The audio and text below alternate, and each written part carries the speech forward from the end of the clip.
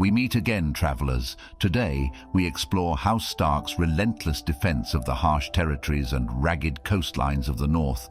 From ancient feuds to grandiose invasions, the Starks stood resolute against all that thought to oppose them. Even with the entirety of the North united under Winterfell's banners, the rule of House Stark did not go uncontested.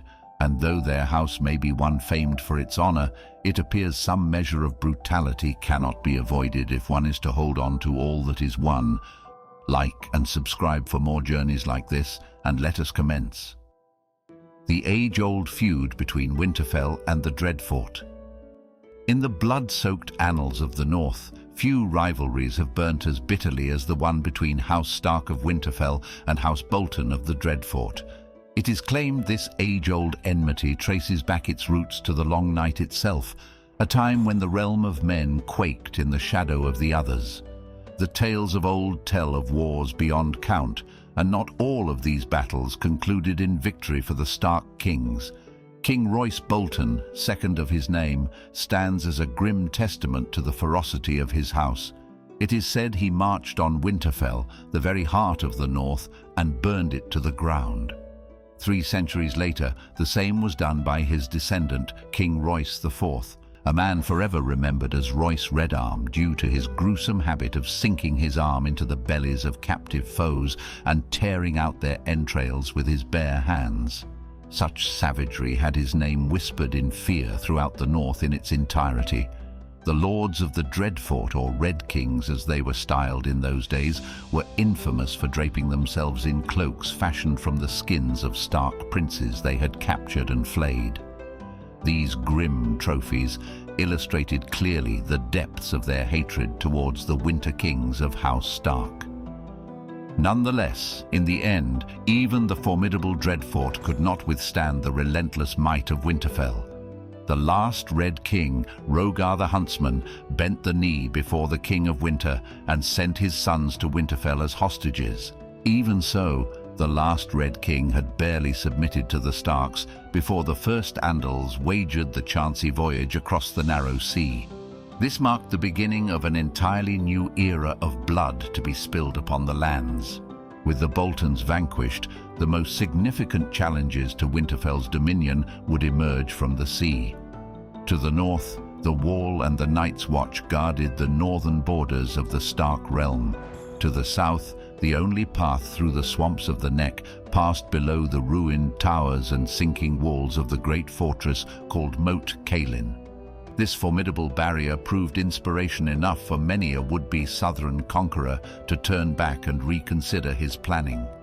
However, the North's ragged coastlines to the east and west remained vulnerable, and it was there where Winterfell's rule would be threatened the most. The Ironborn Reavers posed a constant threat from the west, while the Andals sought to make inroads from the east as they crossed the narrow sea in great numbers. The Starks and their loyal bannermen staunchly defended their lands against these encroachments. Hundreds and thousands of Andals made the crossing over the narrow seas, their swift longships landing on the shores of the north the same as they did in the south. Though in the north, wherever they came ashore, the Starks and their bannermen fell upon them and drove them back into the sea just as fast as they had landed. King Theon Stark, also known as the Hungry Wolf, emerged as a legendary figure in the tales of the North, his hosts fiercely repelling the Andal invasion. He even formed an unlikely alliance with the Boltons and obliterated the Andal warlord Argos Sevenstar at the Battle of the Weeping Water. In the wake of his triumph, King Theon raised his fleet and lashed the corpse of Argos to the prow of his flagship before leading his host across the narrow sea and into Andalos. There, he exacted a brutal vengeance, scorching over 20 villages and capturing 3 tower houses and a fortified sept. In his lust for vengeance, hundreds were slain by the Hungry Wolf. The heads of the slain Andals were carried off as prizes to be taken back to Westeros. There they would be planted upon spikes along the northern shores, serving as grisly warnings to any other would-be conquerors. Later in his reign, Theon himself conquered the 3 sisters and landed an army on the Fingers. But his conquest there was not meant to last, and it is unclear if this was part of the war across the water. King Theon also fought the Ironborn in the west, driving their armies from Cape Kraken and Bear Island. He put down a rebellion in the Rills and marched beside the Night's Watch in an incursion beyond the wall. This action is said to have broken the power of the wildlings for an entire generation. Defending the North's coastlines. The North's coastal regions had always been plagued by reavers of all sorts. Even before the coming of the Andals, the Wolf's Den had been raised by King Theon Stark with the intention to defend the mouth of the White Knife against raiders and slavers from across the narrow sea. There is some scholarly debate over whether these invasions were early Andal incursions or the forebears of the men of Ib. Even slavers out of Valyria and Volantis have been suggested as possible culprits. Held for centuries by a succession of houses, the ancient Wolf's Den would be the focal point in a succession of conflicts. During the wars between Winterfell and the Andal kings of Mountain and Vale, the Wolf's Den was captured and put to the torch. Later, the castle fell under attack from the pirate lords of the Three Sisters and slavers out of the Stepstones. It was not until some 1,000 years before the conquest of Aegon that the problem of the defense of the White Knife would be resolved. In the south, House Manderley was exiled from the Reach and came to the north to swear their oaths at the Wolf's Den.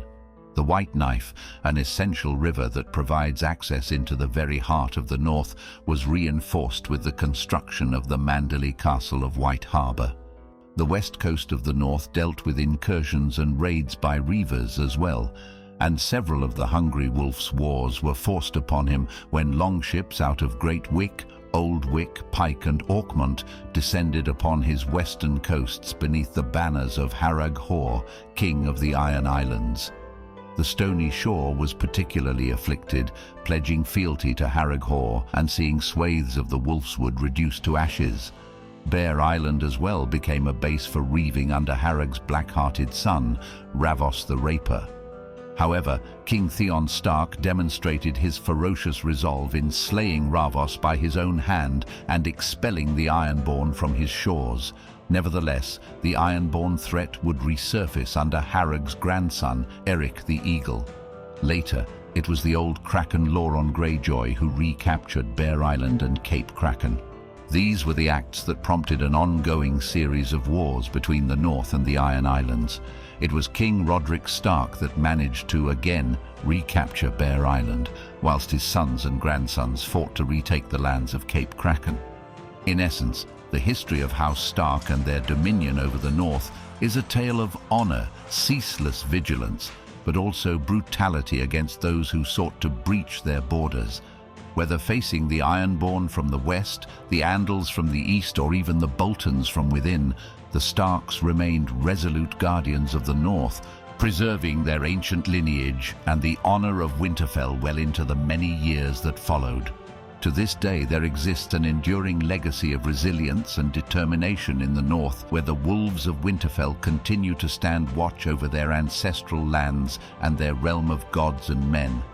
Thank you for watching, friends. For more videos like this, like and subscribe, and may you all fare well.